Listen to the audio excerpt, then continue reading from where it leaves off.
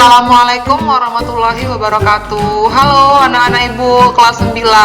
Nah, kembali lagi kita ke topik fisika. Untuk semester genap ini, materi pertama yang akan kita bahas adalah induksi elektromagnetik.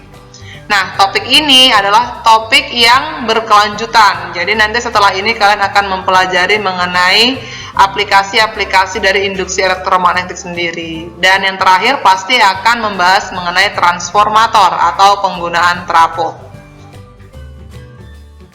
Sebelum kita lanjut ke pembahasan yang lebih dalam mengenai induksi elektromagnetik, sebelumnya anak-anak ibu harus tahu dulu apa sih sebenarnya induksi elektromagnetik tersebut. Jadi induksi elektromagnetik itu adalah peristiwa timbulnya GGL atau arus listrik pada suatu penghantar atau kumparan akibat mengalami perubahan garis-garis gaya magnet.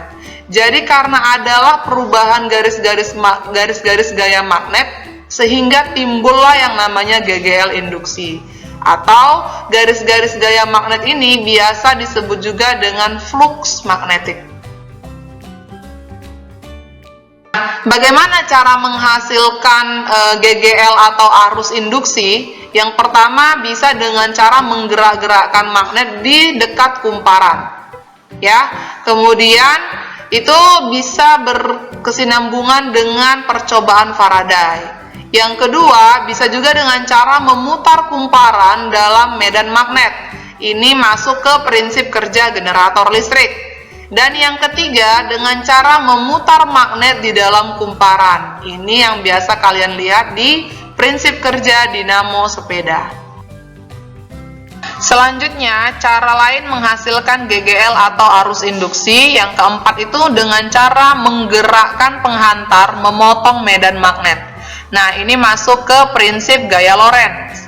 Dan yang kelima, ada juga mengalirkan arus bolak-balik AC kepada kumparan primer untuk diinduksikan kepada kumparan sekunder. Nah, ini yang kita pelajari nanti pada prinsip kerja transformator. Yang terakhir itu dengan cara mengalirkan arus searah DC yang diputus-putus kepada kumparan primer untuk diinduksikan kepada kumparan sekunder. Nah, ini prinsip kerja induktor dan busi pada sepeda motor. Nah, selanjutnya kita tinjau percobaan Faraday. Jadi, percobaan Faraday ini itu pertama pada saat magnet digerakkan keluar masuk dalam kumparan jarum pada galvanometer menyimpang. Penyimpangan jarum galvanometer menunjukkan bahwa di dalam kumparan itu mengalir arus listrik. Nah, arus listrik yang mengalir inilah yang disebut dengan arus induksi. Arus listrik itu timbul karena pada ujung-ujung kumparan itu ada beda potensial. Nah, beda potensial ini yang kita sebut dengan gaya gerak listrik atau GGL induksi. Gitu. Jadi jarum galvanometer itu menyimpang hanya jika magnet digerakkan dalam kumparan. Jadi dia digerakkan keluar masuk ya anak ibu. Jadi bukan hanya diam di tempatnya gitu. Oke, penyebab timbulnya GGL induksi. Timbulnya GGL induksi pada ujung-ujung kumparan itu disebabkan karena adanya perubahan garis-garis gaya magnet tadi yang memotong kumparan tersebut. Gitu. Jadi ini garis-garis gaya magnet ini, anak ibu bisa lihat di sini garis-garis gaya magnetnya yang dari arah north atau utara. Inilah yang kemudian memotong kumparan, sehingga ketika memotong kumparan akan timbullah yang namanya GGL induksi. Faktor-faktor yang menentukan besar kecilnya GGL induksi anak-anak ibu, yang pertama itu adalah banyaknya lilitan pada kumparan. Yang kedua, kecepatan keluar masuknya magnet yang kita buat dari dan keluar kumparannya. Kemudian yang ketiga itu kuat magnet yang kita gunakan. Penggunaan induksi elektromagnetik ini sendiri dalam aplikasi dunia nyata itu yang pertama tadi sudah kita singgung pada dinamo atau generator arus bolak-balik ya.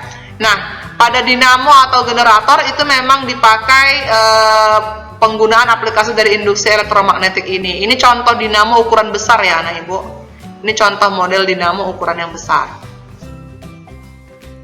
Kemudian ada juga prinsip kerja generator. Ini seperti gambar, kalian bisa lihat di sini ada cincin, kemudian di sini ada magnet yang besar dan cukup besar ini ya magnetnya, dan di sini ada bagian yang memang dia itu di cincin ini yang didekatkan dengan bagian magnetnya.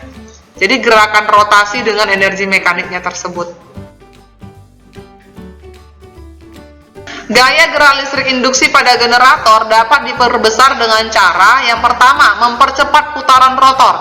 Jadi tadi putaran rotornya dipercepat, kemudian yang kedua, memperbanyak lilitan kumparan. Yang ketiga, justru menggunakan magnet yang lebih kuat lagi.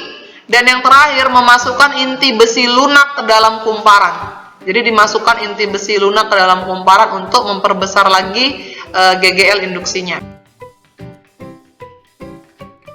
Nah, kemudian bagaimana dengan dinamo sepeda? Untuk dinamo sepeda itu menggunakan roda sepeda tersebut untuk memutar magnetnya.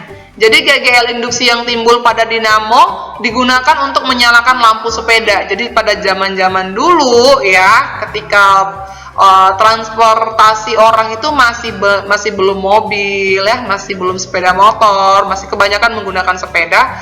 Jadi ketika malam hari juga masih bisa digunakan dengan bantuan pencahayaannya menggunakan dinamo. Semakin cepat kita memutar rodanya, maka semakin teranglah lampu yang dihasilkan. Seperti itu ya, anak ibu. Oke, cukup sampai di sini pembahasan kita mengenai induksi elektromagnetik. Di video selanjutnya kita akan membahas mengenai transformator atau trafo.